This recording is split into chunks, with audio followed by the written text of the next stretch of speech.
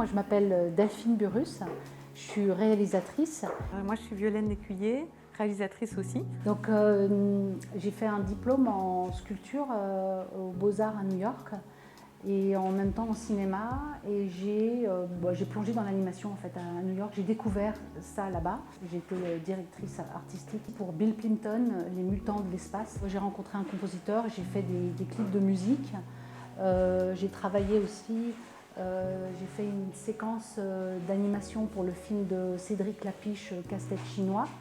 Et en même temps, je travaille sur un projet personnel. C'est rigolo parce que moi j'ai fait les Beaux-Arts à Paris et j'ai aussi passé mon diplôme en sculpture. Et en fait, parallèlement aux Beaux-Arts, je faisais beaucoup de danse et de théâtre. Et en fait, je cherchais à rassembler vraiment le ressenti et la représentation. Et en fait, l'animation, à laquelle je suis arrivée vraiment par hasard, m'a permis de rassembler ça, les deux. Donc en fait, et les arts plastiques et le mouvement. J'ai fait un peu une formation à Gobelin. Et après, j'ai rencontré Florence Miaille. Et je l'ai assistée pendant un moment. Et parallèlement à ça, j'ai fait un premier court-métrage. Et je suis aussi sur un autre court-métrage qui, cette fois-là, est en pellicule grattée. Nous, on intervient en bachelor concepteur cinéma d'animation à l'atelier de Sèvres. Là, en l'occurrence, c'est pour l'atelier Workshop Papercut.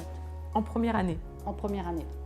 Alors, l'atelier Papercut, c'est le premier atelier qu'ils ont. Et c'est vraiment pour eux de mettre la main à la pâte. Parce que c'est comme le nom l'indique, c'est en papier. Donc c'est en papier découpé. Et on essaye de les extraire de leur ordinateur et surtout de faire travailler avec la matière papier. Et là, en fait, vraiment le propos, c'est les amener à utiliser en fait ce que propose le papier de sens et de ce que raconte le papier pour aller en fait dans le sens de leur narration. Donc en fait, se servir de la matière pour raconter au mieux ce qu'ils veulent dire. On leur demande au début d'écrire une note d'intention. Ce qui est très important dans le sens où c'est pas seulement raconter une histoire, mais c'est aussi dans le fond qu'est-ce qu'on veut raconter. L'intention, c'est à travers ça, voilà, le fond de l'histoire qui ne sera pas dit dans l'histoire, mais ce qui sous-tend. Ce qui sous-tend derrière. Et en fait, après, vraiment, c'est un point de départ et chacun tire en fait comme il le veut pour raconter ce qui lui importe en fait. On leur demande de construire un animatique, c'est-à-dire très brièvement, de façon très esquissée, de construire, c'est un storyboard, en fait l'animatique c'est un storyboard animé, et on leur demande de le faire directement sous la caméra. Le banc titre, en fait, c'est juste l'appareil photo qui est posé comme ça, parallèle au sol, et sur une table, en fait, on met une table lumineuse souvent pour travailler avec la transparence, donc avec la lumière par en dessous, avec des lumières aussi latérales sur les côtés. Et là, on met ou juste un niveau de papier, ou sinon on peut travailler aussi avec plusieurs niveaux de verre, de façon à pouvoir animer sur plusieurs plans.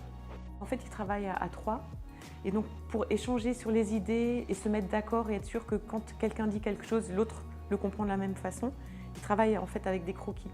Et ensuite, on leur demande de passer de ces croquis à directement l'appareil photo, mettre des papiers, installer très vite en fait tout sous l'appareil photo pour être sûr que les solutions narratives qu'ils vont trouver en papier soient directement les bonnes.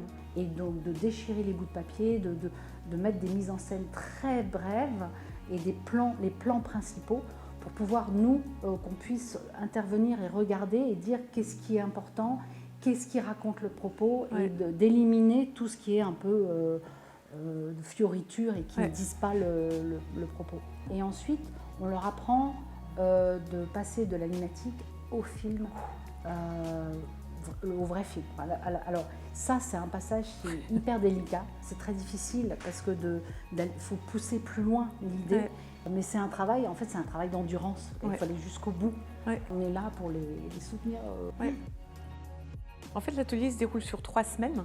Donc, ils ont quand même le temps de rentrer dans le matériau petit à petit et de s'en saisir pour justement trouver des solutions, mais narratives, mais via le matériau.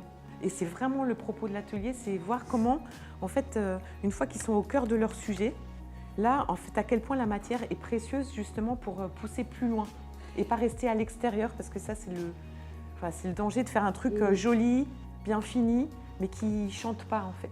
Et par rapport, pour les soutenir, en fait, ce qui est un beau challenge pour nous, c'est de pouvoir comprendre leurs intentions et d'arriver à comprendre ce qu'ils veulent dire pour essayer de respecter ce qu'ils veulent dire et de les pousser plus loin. D'arrêter les clichés, d'arrêter les stéréotypes et de trouver une expression personnelle. Parce qu'en fait, c'est à eux de développer leur vocabulaire. On les soutient à chaque étape, on les encourage. Quand ils bossent bien, c'est des belles surprises aussi pour nous. Je suis impressionnée de la diversité des expressions de chaque groupe.